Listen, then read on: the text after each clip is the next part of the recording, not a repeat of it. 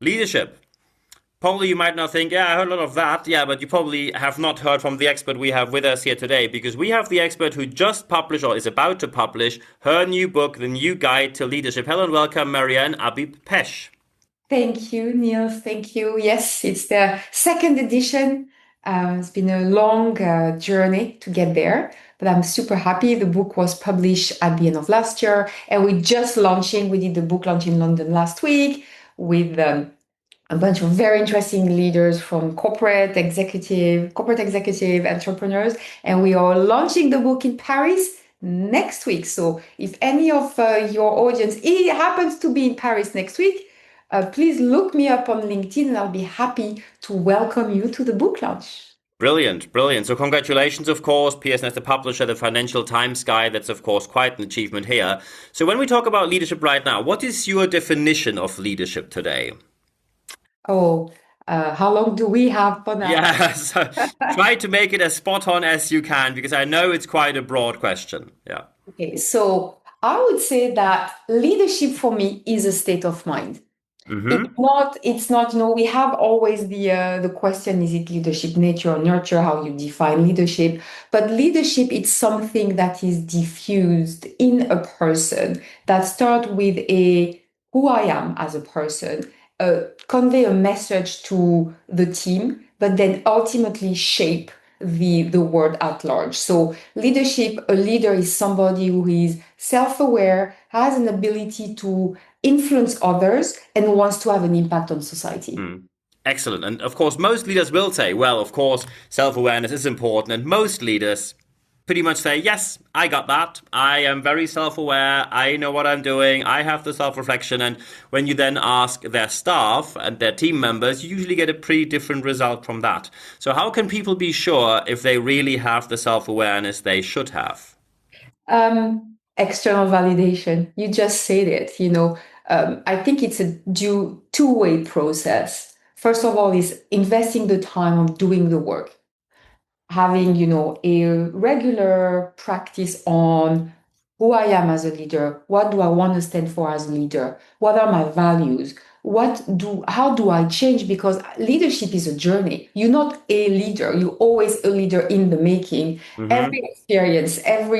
Every experience shape your leadership. My leadership today is one thing. After this conversation and what I'm going to get from this conversation, my leadership tomorrow is going to be different. So having these moments of pause, think, to get clarity is the first step of the journey. The second step is external validation with feedback. Mm-hmm. So I always suggest, and I even have that myself, people around me that see me, interact with me in all my business interaction with team, with some investors, startups, and everything. And every couple of months or once a quarter, I we sit down and I ask them, how have you seen my leadership changed? Mm-hmm. Or always remind them, do you remember this is what I stand from a leadership brand perspective? How do I compare, contrast, or rank vis-a-vis my brand? Mm.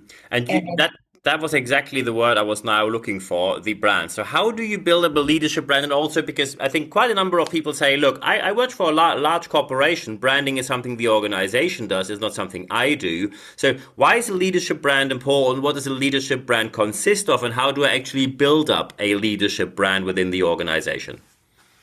um, it's a very interesting question because I've always been thinking that as a person, you are a product. You own your own, Marianne Limited company.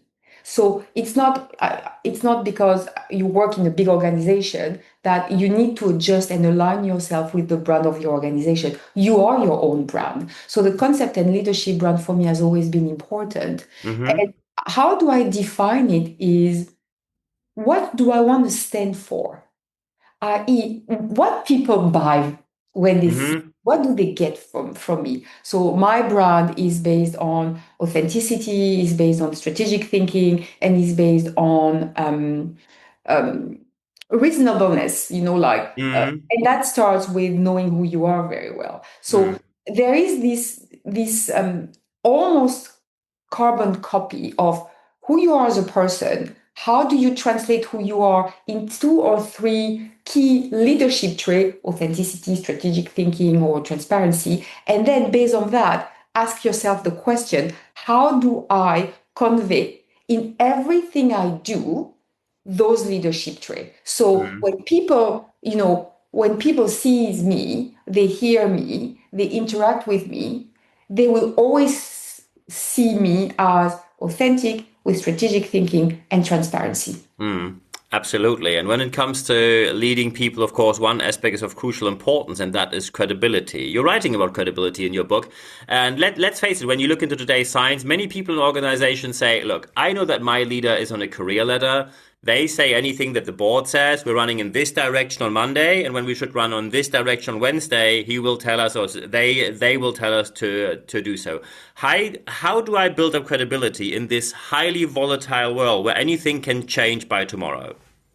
Um, so first of all, like credibility is for me is not aligning with what people say. Credibility is standing for something. You're credible. I'm a credible finance leader because my career, I was a CFO, I'm an investor, I have a fund. My career led me to that. So credibility is a mix of academic expertise, fields of expertise, but also experience. Mm-hmm. If you ask me, how do you remain authentic when the organization is changing? It goes back to, well, what is leadership, right? And leadership is, as I say, a state of mind, but it comes with courage. Courage Mm-hmm. to stand for something, but also it comes with responsibility. So, as credibility is also built on inherently weaving all your experience, asking yourself, what am I missing? What I'm not so good at? Mm-hmm. Expressing this honestly and working on it.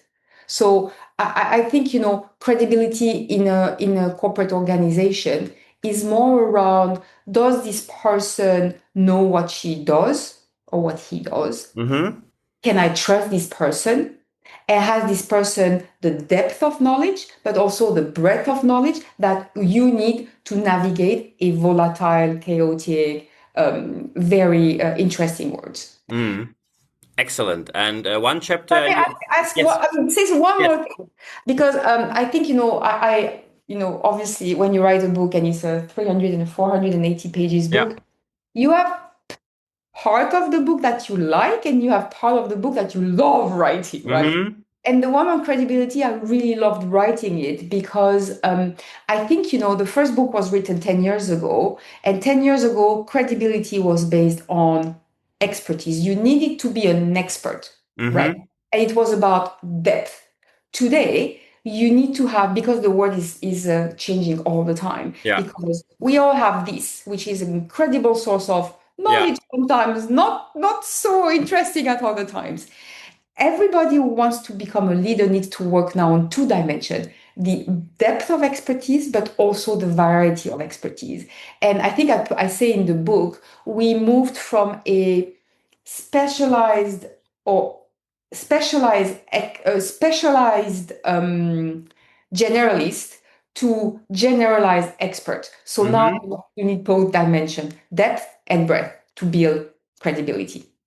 Excellent. And when you now are a credible leader, or you aim to be, one specific chapter talks about building relationships and networks. As we both live and lived in the UK, we know how important networks are. And in many other cultures, when you are in France, les réseaux, the networks are extremely important as well. When you look into certain industries, when you look into certain public service offices, basically half of the staff is coming from two different universities, if not only one.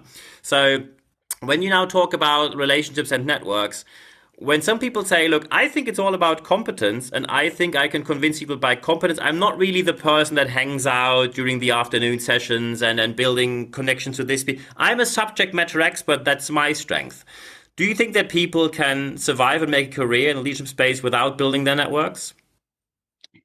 Um, it's an interesting question. So I would say yes or no. If you're really a subject matter expert, inherently your network is only going to be people in the same field, right? If you're a quantum physicist today, you know that most of the community around you will be quantum physicists, and you will need to network, but it will be more like you need to deepen your understanding on this community to get insight, to feed your thinking on what's next and how can I become a much better subject matter expert.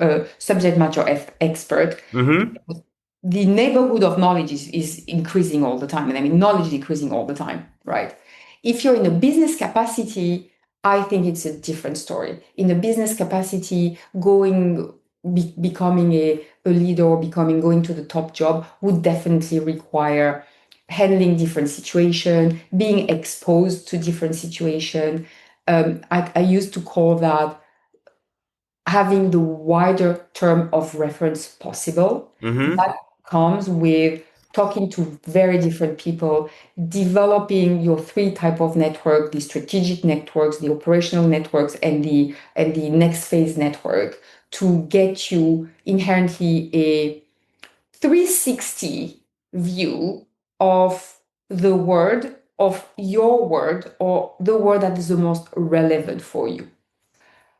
I am a finance person, I'm an investor. I think in my network, I have philosopher, artist, creative, because that feels like how do they innovate? What is the process of innovation? Then I can take and use in my due diligence with founders, for instance. Mm-hmm. I have obviously very good and deep finance network, but my finance network ranges from corporate executive to family office to high net worth individual or LP. So it's every community has different subsection that constitute a network. So my advice is build as diverse and as deep network as possible, because if you are a I really have a hard time with this one, Mm-hmm. Yes. matter expert, Yes. get a great intellectual conversation out of it. And Mm-hmm. if you are a business person or somebody who is a leader in the making, you'll get diversity of thinking, differentiation, and a good conversation out of it. Yeah, brilliant, brilliant. To wrap this interview up, two, three more questions. So you talk about vision building as well, and that is something where many people who work in organizations who are not leaders say they see that we need a vision. However, they got a bit tired of the term because they say, "Look, we have a vision here, we have a vision there. This usually ends up as some sort of poster on the wall, and then it's usually vision, mission, and values. And then they see, okay, we have marketing. I see that." And then it is not lived by at all, and it changes every other year. New CEO, new vision, mission, and values. So how can leaders still use this vision building you talk about in a credible way without people saying, "Oh yeah, just the next one. Let's just let this one pass because we survived the last three as well." Yes. It's an interesting question because I believe it's actually pretty healthy and normal when you get a top job as a leader. You want to leave your trace. You want to leave your trail, right? Mm-hmm. As long as the mission of the company, the mission is something that we will never reach. It's the North Star. That's the mission, right? The vision needs to be personal to the person who has the helm of leadership. So as long as there is a continuity on how is your vision getting us closer to the mission, then I'm okay with people tweaking the vision to make this vision theirs, right? Mm-hmm. Changing of vision. Um, the world is very uncertain. The world is very chaotic. So I think that there is a natural ability to always trying to make a vision relevant to the world Mm-hmm. as we live today. But if you take an helicopter view, and I think I say that quite a bit in the book on adjust to circumstances, adjust to circumstances, adjust to circumstances, and even in the strategic uh, strategic ability, building your strategic ability, I think that moving forward, the element of vision is probably going to disappear. And we're going to go, what's the mission? How are we going to get there? Where do we want to go that we will always take us into a a journey of excellence. And then it's going to be about adjusting strategy constantly to pretty much react as best as we can to changing circumstances. So I understand that in a corporate environment, everybody is now rolling their eyes on the vision. Yeah. But I think, at the end of the day, it's pretty normal in the world we live in today. And forget about the vision, go back to what is the mission of the company, and more importantly, what are the values? Because I think even more from a recruiting standpoint and everything, what people what make people want to join a company and what makes people want to be effective and driving this company is the mission and the values. Excellent. And of course, values that need to be lived by the leaders in the organization. Excellent. Two more questions. So you also talk about the accelerators of leadership. And of course, any leader loves to accelerate what they do. So what are the accelerators of leadership people can expect in your book? So three accelerator of leadership. And again, I said at the beginning that leadership is a state of mind. Leadership is about shaping society, but leadership is also about being off your time and in your time. And the second edition has as a bonus chapter, which is the accelerator, because I really wanted to make it current. I mean, the ultimate leadership sign is currency. So in my book, literally, the three accelerators are neurosciences because it is for me the brain. How can you use your brain? How can you create relationship by short circuiting or shortcutting the social element and getting to the core of what makes us all the same. We have a brain. We don't have the same brain. We will all have a brain. So cutting through complexity and understanding the neurochemical, the body language, the amygdala and everything, it's a wealth of knowledge that accelerates you and allow you to be much more efficient and build relationship faster. The second has to do with the world we live today. Again, it's crisis communication. I think, in business or in life, it's all about news cycle these days.